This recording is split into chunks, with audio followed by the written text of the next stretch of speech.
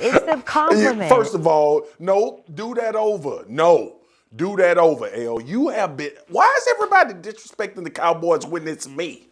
We're not. I wasn't disrespecting them. I was just saying that the Cowboys had lost some games last year. We were just coming out of an Ed Werder piece. They had lost some games. But that you're incredibly relevant and have been, even when they've only won 3 or 4 games a season. Let's talk about that first game between Dallas and Tampa Bay. What are you most looking forward to on September 9th? I want to see if this defense is revamped. Like, it's a lot that I'm looking forward to, but more importantly, what Dan Quinn can do from a defensive standpoint to put this team in a better situation than they were in with Mike Nolan. I believe they'll be markedly better because schematically, they'll be back in position, right? DeMarcus Lawrence didn't all of a sudden become a guy that can't play football. Obviously, you go and draft Micah Parsons. Jalen Smith is more equipped to be the sideline guy and maybe bump him to the outside. But when I think about what Dan Quinn is going to face with Tom Brady and this offense with an off season to get going before the season starts, because remember, Tampa was slow to start and then eventually picked it up. Now Dallas defensively has to show some semblance of not only getting better, but also giving them a chance to win from that side of the ball. I'm interested to see how they perform. Let's also, though, not make that a measuring stick game, right? Because since 2004, 16 defending Super Bowl champions have played in the season opener, and they're 13-3. They always dominate that particular game. We mentioned revenge games, which, of course, is where my petty little senses went off. Which of the revenge games are you most looking forward to this year, Swagoo? Well, now. You asked the question and I must answer it, okay? Tom Brady and Bill Belichick. Who was responsible for the Super Bowl championships will be answered. Nah, it won't be answered because both of them were responsible. But, how lovely is this that we get a chance to see Tom Brady on the opposite sideline from Bill Belichick after we know that long history. Tom Brady is coming off of a Super Bowl championship with his new team. Bill Belichick revamped this offseason with his football team, and they get a chance to play against each other. The one thing I want people to pay attention to, because we've talked about this ad nauseum when it comes to Tom Brady, pressure up the middle of the pocket bothers this quarterback. Who knows that better than anybody? Bill Belichick. I cannot wait to see it. I cannot wait to talk about it. I cannot wait to even watch the conversations that revolve around it before and after this game is played. This is the matchup that dreams are made of. We got a quarterback and a head coach who are the same damn age that's about to play against each other. Okay. And now who's petty? By the way, Brady and Belichick's 20 seasons together, the most by a player-head coach duo in the history of the 4 major sports. Swagoo, ask your divorced friends. You know how much animosity built up in 20 years? I cannot wait. Ooh, we'll find out when. It's a lot. It's happening tonight on the NFL schedule release. We're so bad. You've taken him to the other side with the pettiness. He was so proud at the end. Yeah, he was. We're following a developing story. Could this be the night James Harden is back on the floor as the Nets host the Spurs? The Brooklyn star has been out since April 5th dealing with a nagging hamstring injury. He has been recently practicing with the team. The last time Brooklyn's Big Three all played in the same game, their record was 15-12. That was early February. They're now 45-24, 2 games back of Philly for the top spot in the East. The trio has played just 7 games together since James Harden was acquired in January. NBA reporter Malika Andrews joining us now live from Barclays Center. Malika, you just spoke with head coach Steve Nash. What did you learn about the plan for Harden tonight?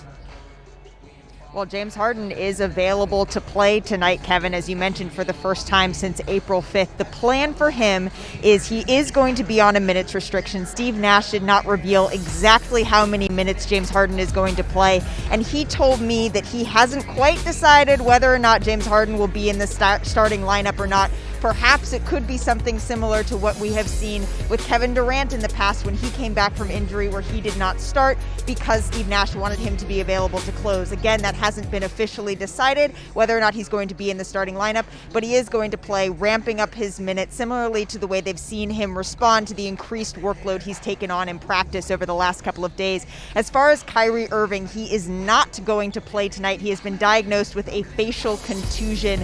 His scans, they had another one today. Steve Nash said that they were all clear, and for his prospects to play for the remaining 2 games that the Nets have after tonight, Steve Nash said it's all about pain tolerance. Structurally, there is nothing that is wrong, but they want to wait to see how he responds, how he's feeling, before they commit to whether or not we're going to see him and how much we're going to see them in those remaining 2 games. So we will wait and continue that long wait here for the Big Three reunion on the floor. Maybe it's the playoff. Russell Wilson and the Seahawks head to Indy for a date with the Colts. Carson Wentz will reunite with his former offensive coordinator Frank Reich to lead the Colts after getting traded by the Eagles. So we'll see if it's truly a fresh start for him. And the Vikings head to Cincinnati for a matchup with the Bengals. Are we going to have Joe Burrow back under center? That's what we want. Of course, he tore multiple ligaments in his left knee last season against Washington in Week 11.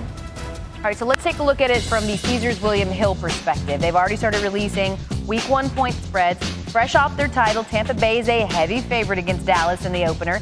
Tom Brady's 12-2 straight up in his career on Thursday Night Football, and he's a perfect 5-0 against the Cowboys. Yeah, so there you go. And Baltimore will be on the road to start the year on Monday night, but they opened up as a favorite against Las Vegas. Speaking of which, let's get to our daily wager crew, who has more on what we've seen so far with the schedule release.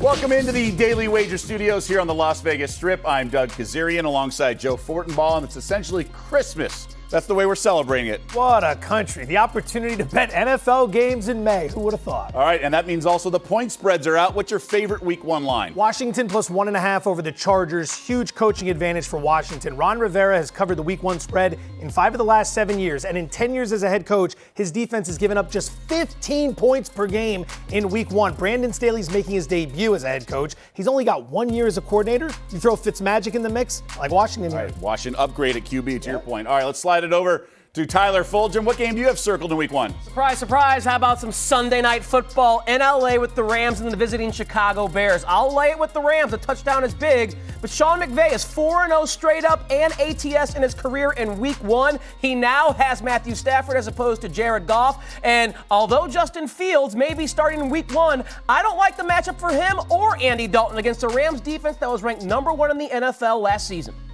All right, so you went with your favorite team in primetime. I'm going with mine, also in primetime. Monday Night Football just down the street, but I'm picking against the Raiders. Oh. I'm laying the points with Baltimore. Harbaugh has covered 5 straight season openers. They has Lamar Jackson, finally with a healthy offensive line. This is still a team that is considered among the elite in all of football. And Raiders, yeah, they replaced defensive coordinator, but their defensive woes will not be solved overnight. I like Vegas's offense, but Ravens, just too much firepower. I think it's more than a 1-score victory here. Look, as long as it's not the playoffs, you got to love the Ravens. That's right. They have taken care of business. 10 straight covers each of the past 2 years. Let's send it back to SportsCenter. Doug, thank you so much. Trae Young coming your way. Top of the hour on ESPN, taking on the Wizards. Wizards, they clinch a play-in game with a victory tonight. Atlanta clinches a playoff spot with a win or a Celtics loss later on. Again, the scenarios, let's see how things shake out around the NBA tonight. The Wizards have gone on a late season surge. How about 15-5 since April 7th, the best record in the league? With one more win tonight on the road against the Hawks, they could clinch a play-in berth. My goodness, what a turnaround. Like the Wizards, the Spurs could clinch a play-in berth with a win tonight. However, they have a tough task ahead, taking on the second-place team in the East on their home turf in Brooklyn and the return of James Harden. While the Knicks don't play tonight, they still have a chance of clinching their first playoff appearance since 2013. For that to happen, the Celtics would have to lose to the Cavaliers. Well, we never miss leg day here on the show. Great to have Tim Legler join us now. LeBron and Anthony Davis will also not play against the Rockets tonight. Legs, what's your level of concern for the Lakers right now as all signs point to them playing in the play-in tournament? Yeah, it's significant, Kevin. Look, this is a team that obviously healthy and with two guys that have their legs under them in LeBron James, Anthony Davis, this is a team you expect to win it all. But when you have spent this much time apart, you have been this sporadic with your stars in the lineup, you now find yourself in a precarious situation with play-in games. And if you have to go in a one-off against the Golden State Warriors potentially in the first round against Steph Curry, and the way that team is playing right now, that's not a position you want to be in if you're the Lakers. And then you potentially would have a game against either Memphis or San Antonio. So you look at the Lakers and you say, wow, they find themselves in a situation where if they could lose 2 games, they're out completely. Now, do I expect that to happen? No, Kevin, I don't. Because ultimately, I think this is sort of like a prize fight. If they can just keep from getting knocked out early, they're going to get better with each and every game, assuming LeBron James and Anthony Davis aren't limited physically in any way. Regardless of the rust, if those guys are out there,